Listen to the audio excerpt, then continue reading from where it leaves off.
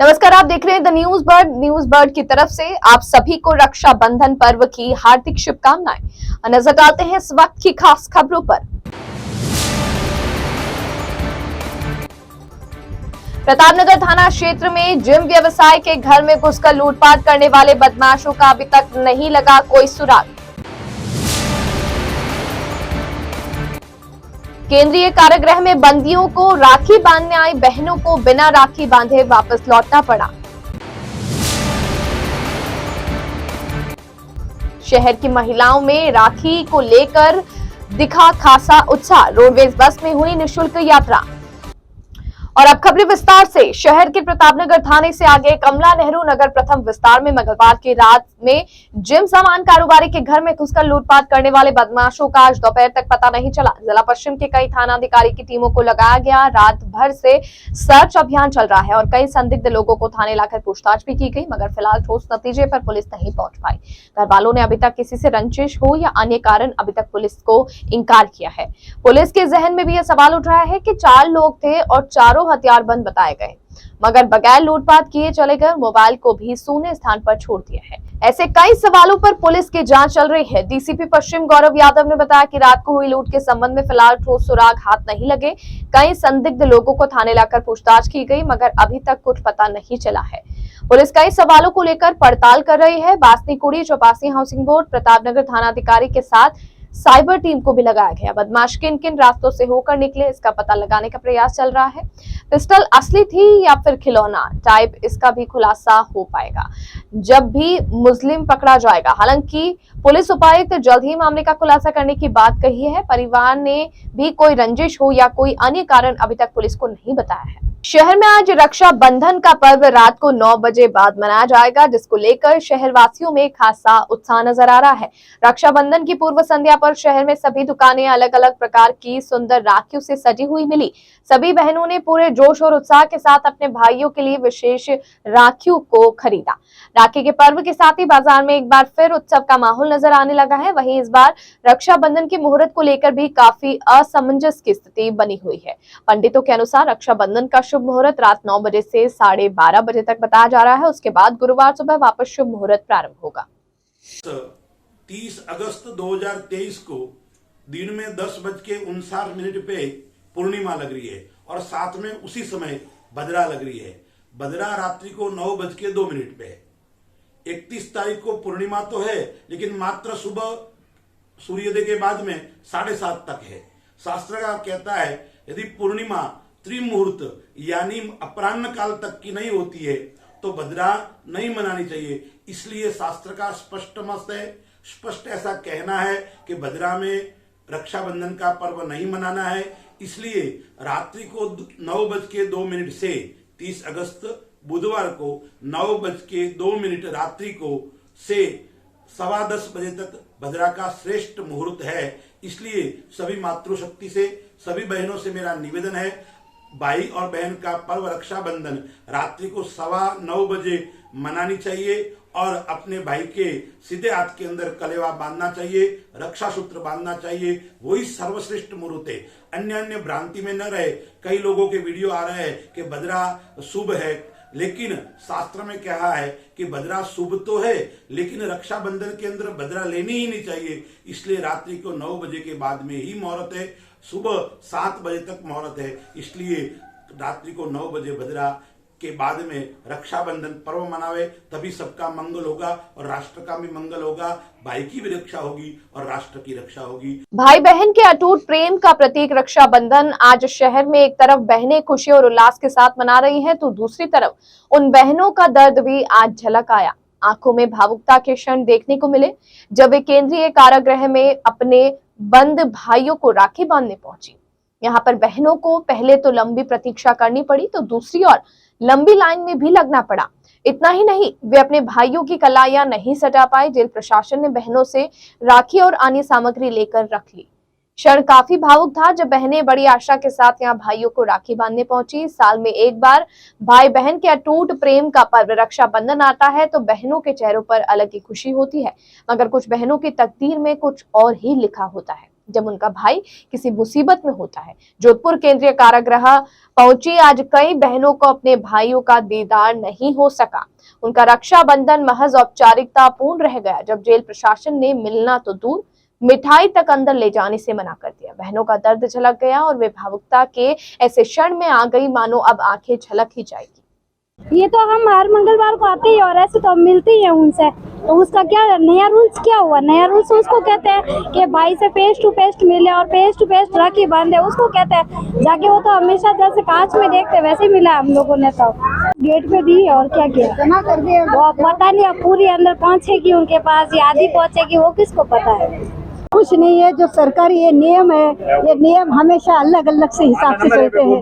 पिछले साल तो मिठाई तक अंदर नहीं जाने दिए थे। कोई गरीब रहता, किसी को नहीं समझता, कोई बाहर गांव का रहता, उनको कैंटीन के बारे में नहीं समझता। चलो इस साल तो ये बोल रहे कि मिठाई अंदर आने दे रहे, कि हमारे ऑर्डर हो चुका है कि मिठाई अंदर आएंगी करके। पर थोड़ी 5 मिनट के लिए फेस टू फेस तो मुलाकात होनी चाहिए यहाँ पर। ये तो आपने अपने भाई को राखी बांधी या नहीं बांधी? नहीं, हम तो खाली जमा करके निकल गए। मुख्यमंत्री अशोक गहलोत ने राखी के अवसर पर प्रदेश की महिलाओं को प्रतिवर्ष की भांति इस वर्ष भी रोडवेज बसों में निःशुल्क यात्रा करने का उपहार दिया, जिसके चलते आज सुबह से ही बड़ी संख्या में महिलाएं नवनिर्मित केंद्रीय बस अड्डे पर एक शहर से दूसरे शहर यात्रा कर अपने भाइयों को राखी बांधने के लिए पहुंची। इन महिलाओं ने बताया कि राखी के उपलक्ष्य में अपने भाई को राखी बांधने के लिए दूसरे शहरों में जाना होता है। ऐसे में मुख्यमंत्री द्वारा रोडवेज बसों में निःशुल्क यात्रा का तोहफा काफी उपयोगी साबित होता है। निःशुल्क यात्रा के कारण बस स्टैंड पर बड़ी संख्या में महिलाओं की आवाजाही रही। राजकीय उच्च प्राथमिक विद्यालय रावटी आंगनबाड़ी केंद्र महिला विकास समिति रावटी सुरसागर वार्ड नंबर 19 के संयुक्त तत्वावधान में नन्हे मुन्ने बच्चों और स्टाफ द्वारा देश की रक्षा करने वाले फौजी भाइयों को रक्षाबंधन के अवसर पर राखी बांधकर हार्दिक शुभकामनाएं दी गई। इस अवसर पर विद्यालय स्टाफ, प्रधानाध्यापक संजय शाह, अध्यापक दिनेश, आंगनबाड़ी केंद्र के कार्यकर्ता, आशा सहयोगिनी आदि उपस्थित रहे।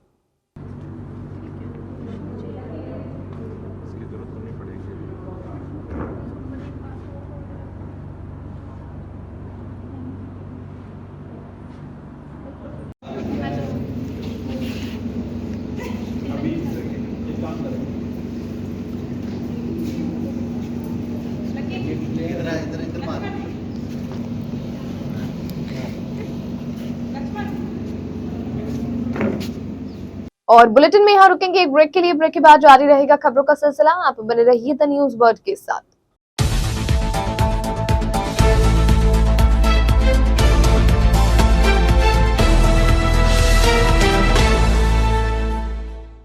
ब्रेक के बाद बुलेटिन में आपका स्वागत है। आगामी गणेश महोत्सव को लेकर अभी से शहर वासियों में खासा उत्साह देखने को मिल रहा है। प्रतिवर्ष की भांति इस वर्ष भी जोधपुर के जालोरी गेट चौराहे पर गणेश उत्सव की तैयारियों के चलते गणेश उत्सव कार्य समिति का गठन किया गया।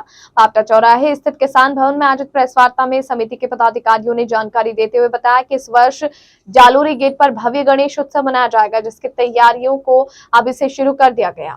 उसी के चलते कार्य समिति का गठन कर सभी को अलग अलग जिम्मेदारियां सौंपी गई। प्रेस वार्ता में बताया गया कि पिछले कुछ वर्षों में देखा गया कि गणेश उत्सव को लेकर पुलिस प्रशासन द्वारा कई प्रकार की पाबंदियां लगाई जाती है, जैसे गणेश प्रतिमा की ऊंचाई को लेकर, रात 10 बजे बाद डीजे नहीं बजाने को लेकर, विसर्जन आदि को लेकर भी रोक टोक की जाती है। परंतु इस बार समिति द्वारा गणेश उत्सव के उपलक्ष्य में जालोरी गेट चौराहे पर विशाल भजन संध्या का आयोजन कर पूरे चौराहे को भगवा में किया जाएगा। शिवसेना 1994 से जालोरी गेट पे गणपति महोत्सव का आयोजन बना रही है और शुरुआत में जो दिक्कत हुई थी उसके बाद में महोत्सव संघर्ष करते गए, संगठन जुड़ते गए और शिवसेना के साथ में शहर के जो प्रमुख संगठनों के लोग हैं, पार्टियों के लोग हैं, वो सब मिलकर इस कार्यक्रम को भव्य रूप से मनाते हैं और कार्यक्रम इस कदर रूप ले चुका है जोधपुर के अंदर। लेकिन कोविड के बाद में पुलिस प्रशासन ने इस मामले को दबाना, पाबंदियां बढ़ा दी, डीजे बंद कर दिए, 1 मीटर से ज्यादा मूर्ति नहीं होनी चाहिए, एनजीटी का हवाला दे रहे हैं। तो 1 मीटर से अगर 1 इंच भी ज्यादा होगी तो कौन सा तालाब दूषित हो जाएगा। पिछली बार भी 2017 के अंदर इन्होंने मूर्तियां रोकी थी पुलिस ने और वहां पे कहा था कि हम गणेश जी को दूसरी जगह विसर्जन करेंगे। ऐसे विभिन्न मुद्दों को लेकर टकराव हुआ था, मुकदमे दर्ज हुए, हमारे ऊपर एफआईआर हुई थी। लेकिन एफआईआर के दबाव में या जो सरकारी पाबंदियां उनके दबाव में हम लोग अपना जो पर्व है उसको रोक नहीं सकते हैं। इसी कड़ी में भाई ललित जी को इस बार शिवसेना का जिलाध्यक्ष बनाया है शहर का, जो शहर नया जिला बना है। उनके अलावा पप्सापुरी है और हेमंत जी गहलोत हैं और महेंद्र जी मेवाड़ा, इनको प्रदेश कार्यकारिणी का सदस्य नियुक्त किया है। और गाइड सिंह जी को भी। तो इन लोगों ने सबने मिलकर ये कहा है कि भाई कैसे करके अब सब लोग मिलकर, अब चाहे मैं आरएलपी पार्टी में हूँ, चाहे बीजेपी में है, चाहे कोई कांग्रेस में, कोई भी पार्टी के बंदे हो, सब मिलकर हम लोगों ने संयुक्त मीटिंग की। इधर सब लोग बैठे हैं, हम लोग आए और रूपरेखा बना रहे हैं कि इस कार्यक्रम को किस तरह से भव्य रूप दिया जाए। तो 26 तारीख को जालोरी गेट चौराहे पे भजन संध्या का आयोजन रखा है। पुलिस हमेशा दबाती है कि 10 बजे के बाद बंद कर दो, वो कर दो। तो इस मामले को लेकर हम एक रूपरेखा बनाएंगे, रणनीति बनाएंगे कि इस कार्यक्रम को किस कदर वापस भव्य रूप दिया जाए, पूरे चौराहे का कैसे भगवाकरण हो। वहाँ झंडे को लेकर भी विवाद है, तो उससे भी पुलिस अधिकारियों से वार्ता होगी कि भाई जो चौराहा बीच वाला, उस चौराहे वो को धारा 370 कश्मीर से हटाकर शहीद जालोरी गेट चौराहे पे लगा दी गया। कोई ऐसा सरकार का आदेश नहीं है, कोई ऐसा कानून पारित नहीं हुआ, बावजूद उसके उस चौराहे को पुलिस ने घेर रखा है। लेकिन वहां पे कौन से मुस्लिम संगठन है जो कह रहे हैं भाई झंडा नहीं लगना देंगे। लेकिन ये एक राजनीतिक एजेंडा है, इसको जब विधानसभा चुनाव आएंगे तो दोनों पार्टियां संयुक्त रूप से, जो बड़े नेता हैं, पता नहीं उनका कोई एजेंडा होगा, कांग्रेस सरकार का एजेंडा होगा कि इस झंडे को लेकर हमें राजनीति करनी है, तो उसको लेकर पुलिस अधिकारियों से वार्ता करेंगे और इस कार्यक्रम को इतना भव्य रूप देंगे कि भाई हमारे गणपति बप्पा, चाहे ब्याह शादी कोई भी कार्यक्रम हो, तो गणेश जी हम देवों के देव है, सबसे बड़े हैं, तो उनके कार्यक्रम को इतना भव्य रूप देंगे। शिवसेना प्रदेश अध्यक्ष पदमजीत जैन साहब ने जोधपुर शहर जिलाध्यक्ष पर मुझे नियुक्त किया है और ग्रामीण जिलाध्यक्ष को अलग किया गया है। और गणेश महोत्सव को देखते हुए सभी कार्यकर्ताओं को और सभी हिंदू प्रेमियों को बुलाया गया है, जिसमें सभी को गणेश महोत्सव की तैयारियों के लिए, अलग अलग कार्यों के लिए जिम्मेवारी सौंपी जाएगी। वो गणेश महोत्सव को भव्य और विशाल बनाया जाएगा। जोधपुर के कमला नेहरू नगर स्थित भारत माता मंदिर विश्व हिंदू परिषद कार्यालय में विश्व हिंदू परिषद एवं फेमिना वेलफेयर सोसाइटी के संयुक्त तत्वावधान में कजली तेज 7 कार्यक्रम का आयोजन किया गया। राजस्थान नृत्यांगिनी मीनाक्षी राजपुरोहित ने बताया कि आयोजक रश्मि द्वारा प्रतिवर्ष महिलाओं के उत्साहवर्धन हेतु यह कार्यक्रम आयोजित करवाया जाता है, जिसमें बड़ी संख्या में महिलाएं एकत्रित होती है एवं रंगारंग कार्यक्रमों की प्रस्तुतियों के साथ कजली तीज थीम पर आयोजित कार्यक्रम हर्षोल्लास के साथ मनाती है। मैं मीनाक्षी राजपुरोहित, राजस्थान लोक नृत्यांगना, यहाँ आज मैं हूँ विश्व हिंदू परिषद और फेमिना वेलफेयर सोसाइटी के द्वारा करवाया जाए प्रोग्राम कजली तीज 7 के रिगार्डिंग। ये प्रोग्राम रश्मि जी द्वारा हर साल करवाया जाता है। उस प्रोग्राम को रश्मि जी के द्वारा इतने अच्छी तरीके से ऑर्गेनाइज करवाया जाता है और ये जो स्पेशली प्रोग्राम होता है वो लेडीज़ और गर्ल्स के लिए, उन लेडीज़ के लिए जो लेडीज़ अपने हाउस तक सीमित है या अपनी फैमिली तक सीमित है, उनको एक स्टेज जो है यहाँ पे प्रोवाइड करवाया जाता है। उस स्टेज के माध्यम से वो सिर्फ यही नहीं, जोधपुर के बाहर भी पहुंचते हैं और उसमें से एक मैं भी हूँ। मैंने यहाँ से स्टार्ट किया था और मैं इंटरनेशनल लेवल तक भी जाके आई हूँ। तो इसी वजह से ये जो है प्रोग्राम बहुत ही जो बड़े स्तर के रूप में होने वाला है और लेडीज जो है यहाँ पे बहुत एंजॉयमेंट के अकॉर्डिंग, लेडीज का जो है बहुत एंजॉयमेंट होने वाला है यहाँ पे और उन्हीं के एंजॉयमेंट के लिए और उन्हें आगे बढ़ाने के लिए ये प्रोग्राम करवाया जाता है। शहर के भीतरी क्षेत्र में स्थित जयनारायण व्यास कॉलोनी में स्थित श्री बालाजी मंदिर में JNVC विधानसभा ग्रुप और श्री बालाजी मंदिर ग्रुप के संयुक्त तत्वावधान में मंगलवार को सुंदरकांड पाठ और भजन संध्या का आयोजन किया गया। कार्यक्रम संयोजक दीपक बोरा ने बताया कि मंदिर में फूल मंडली एवं विशेष श्रृंगार कर बालाजी की विशेष पूजा अर्चना की गई। उसके पश्चात भजन गायक दीपक जोशी एवं उनकी टीम द्वारा भजनों की सरिता बहाई गई। इस दौरान बड़ी संख्या में श्रद्धालुओं ने मंदिर में उपस्थित होकर भजन संध्या का लाभ उठाया। कार्यक्रम के दौरान क्षेत्रवासी एवं ग्रुप के सभी सदस्य मौजूद रहे। जो जल भरी कई बदन पसारा अपतरु नील दुगुण विस्तारा सोर जो जन्म दे भयउ तुरत पवन सुत भक्ति भयउ जस जस सुर साबद नुबड़ावा रूपत खावा सत जो जन श्री आनन कीना पवन सुत लीना अग्नि पैकी पुनि बाहर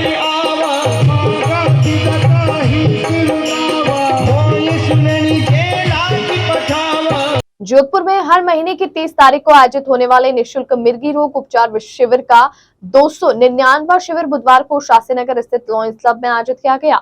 वरिष्ठ न्यूरो सर्जन एवं आयोजनकर्ता डॉक्टर नागेंद्र शर्मा ने बताया कि मंगलवार को आयोजित हुए विशाल मिर्गी रोग उपचार शिविर में करीब 300 मरीज लाभान्वित हुए। उन्होंने बताया कि हमारे द्वारा पिछले 24 वर्षों से यह शिविर लगातार आयोजित किया जाता रहा है, जिसके तहत अभी तक 1,15,000 मरीजों की मिर्गी का उपचार किया जा चुका है। डॉक्टर नागेंद्र शर्मा ने बताया कि निःशुल्क मिर्गी रोग उपचार शिविर में आने वाले सर्वप्रथम मरीज को जंजीरों में जकड़कर लाया गया था और ऐसा बताया गया था कि उसके ऊपर कोई भूत प्रेत का साया है, परंतु शिविर के दौरान उसका सफल उपचार किया गया और वह आज सौराष्ट्र में नमक उद्योग में कार्यरत है।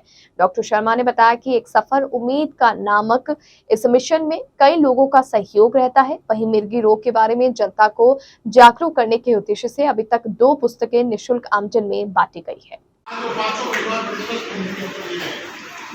निःशुल्क मिर्गी के बारे में जानकारी के लिए हमने किताबें छपाई और सब बच्चों सब मरीजों को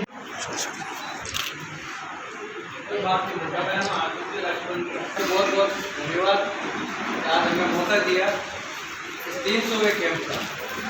बहुत बड़ी बात है कि 300 का कैंप 25 साल में हुए और जैसा बताया गया 1.25 लाख से ज़्यादा मरीजों को उसका लाभ मिला। और आप लाभार्थी यहाँ बैठे हैं, बड़े बड़े हाथ जोड़ रहे हैं। डॉक्टर साहब वाकई में धरती के भगवान हैं। डॉक्टर साहब का बहुत बड़ा नाम था मेडिकल फर्टिलिटी में, और जो पिछले 25 साल से आप जो कार्य कर रहे हैं, घर में बैठ के प्राइवेट प्रैक्टिस करते हैं तो लाखों करोड़ों रुपए कमाते हैं, और उन्होंने अपना तो जनता की सेवा में लगाया। ये तो ये समाज सेवी कह रहे हैं, पर असली समाज सेवी ये है। हम तो एक दाखिले का काम करते हैं, कभी इधर से उधर कोई सिफारिश कर दी, वो कर दी। असली समाज सेवा है वो इन धरती के भगवान का है।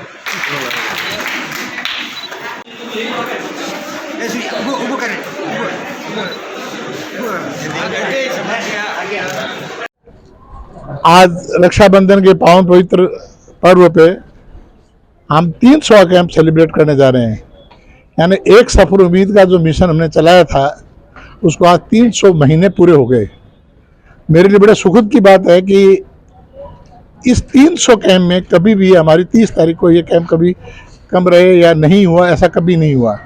हमारे लगातार ये कैंप चलते रहे। आज हमारे बीच में विशेष अतिथि धर्मगुरु अरविंद जी मालविया, कृष्ण जी मायचा साहब जो ट्रैफिक के एएसपी एडिशनल एसपी हैं, और जसवंत जी कछवा साहब जो यहाँ समाज सेवी और अपने एक विशेष वर्ग राजनीति में संबंध रखते हैं, सब बीच में पधारे, हमारे मरीजों को आशीर्वाद दिया। लूनिया जी पधारे, उन्होंने भी आशीर्वाद दिया। और विशेष बात यह है कि 300 कैंप पूरे होने के बाद में हमारी संख्या आज 1,26,000 के आसपास पहुंच जाएगी। तो मैं आज बहुत ही मेरे लिए प्रसन्नता और खुशी का दिन है कि ये कैंप हमारे चल रहे हैं और चलते रहने चाहिए और मरीजों की सेवा हो रही है।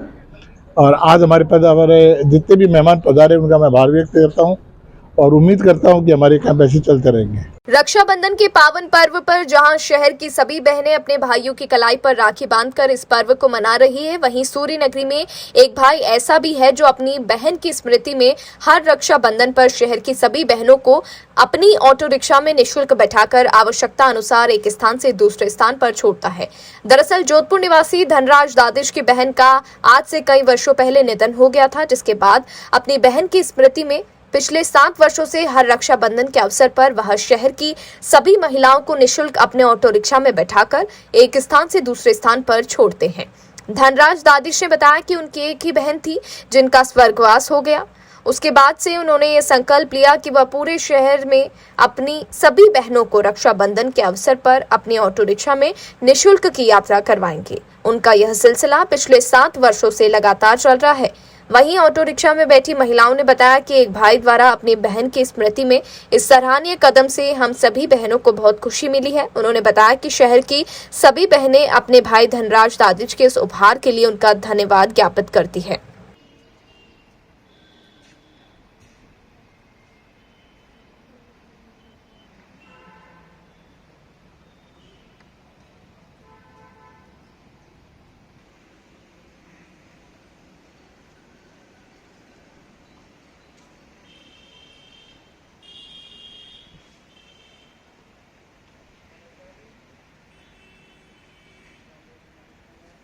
ये भैया बहुत ही अच्छे हैं। इनको मैंने एक बार कॉल किया कि मेरे को अपने पियर जाना है अपने भाई के राखी बांधने के लिए, तो ये एक बार में ही आ गए।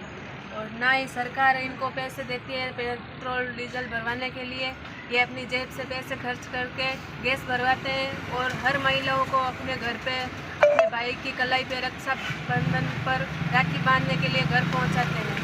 भैया ये घर पे आके मतलब हमारे बहनों की फ्री सेवा करते हैं और हम फ़ोन करके बुलाते हैं तो अचानक अपने आप घर पे आ जाते हैं लेने के लिए और घर पे वापस पहुंचाते हैं। सबसे पहले तो मैं जोधपुर की सारी महिलाएं जो बहनें हैं उनको मैं रक्षाबंधन की हार्दिक बधाई और शुभकामना देना चाहता हूं, क्योंकि मेरी एक ही बहन थी जिसका नाम था बेबी, उसका सर्वनाश हो गया, हार्ट अटैक हो गया अचानक ही, और 22 साल हो गए उसको। जब से मैंने ऑटो लिया 7 साल हो गए मेरे को ऑटो लिया है। जब से ऑटो लिया, जब से मैंने ये संकल्प लिया है कि भाई देश की सेवा करते फौजी और राजस्थान की सरकार जो राजस्थान की तरफ से पेट्रोल जलाकर महिलाओं को फ्री सेवा देते हैं, तो मैंने भी ये सोचा भाई अपना खुद का ऑटो है, टैक्सी है और अपना खुद का तेल जलाकर, क्योंकि जोधपुर की सारी बहनें हैं, मेरी कोई बहन है नहीं, इसलिए मैंने ये संकल्प लिया जोधपुर की सारी बहनों को रक्षाबंधन कर ये सौगात दूं, उनको तोहफा दूं कि भाई रक्षाबंधन पर जो भी अपने भाई के घर पर राखी बांधने के लिए जाना चाहे वो मेरे को फोन करे। मेरा मोबाइल नंबर है 97 99 72 67 और 68।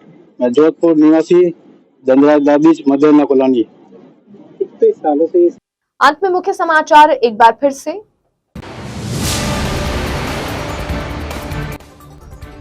प्रतापनगर थाना क्षेत्र में जिम व्यवसाय के घर में घुसकर लूटपाट करने वाले बदमाशों का अभी तक नहीं लगा कोई सुराग। केंद्रीय कारागृह में बंदियों को राखी बांधने आई बहनों को बिना राखी बांधे वापस लौटना पड़ा। शहर की महिलाओं में राखी को लेकर दिखा खासा उत्साह, रोडवेज बस में हुई निःशुल्क यात्रा। इस बुलेटिन में फिलहाल के लिए इतना ही और खबरों को जानने के लिए आप बने रहिए द न्यूज बर्ड के साथ। तब तक के लिए मुझे दीजिए इजाजत। नमस्कार।